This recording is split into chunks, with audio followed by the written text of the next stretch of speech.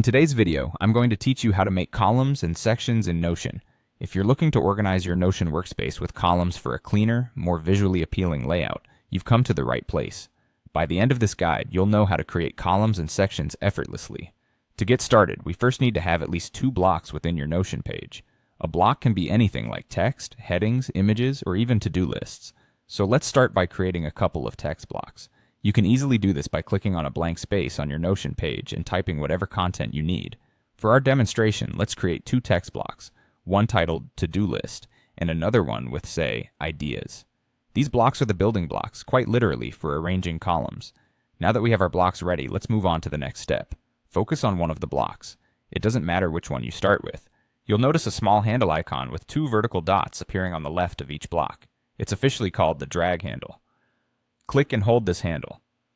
This allows you to move the block around your page. The key here is to drag the block you're holding to the right side of another block. While doing this, be observant because something magical happens. A vertical blue line appears. This is the visual cue from Notion, indicating where your new column will initiate. It's as if Notion is saying, drop it right here and I'll make your column. So simply release the block when you see this vertical blue line, and voila!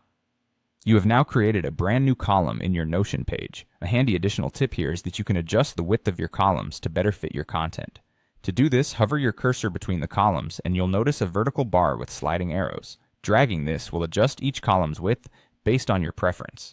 Once you're comfortable with creating 2 columns, feel free to experiment by adding more blocks and dragging them next to your columns to create additional ones, or isolate different sections with varied content. It really opens up a world of possibilities for personalizing your workflow. And there you have it. By organizing your Notion page with columns, you can quickly and efficiently present information in a neat, structured manner. I hope you found this guide easy to follow. Happy organizing on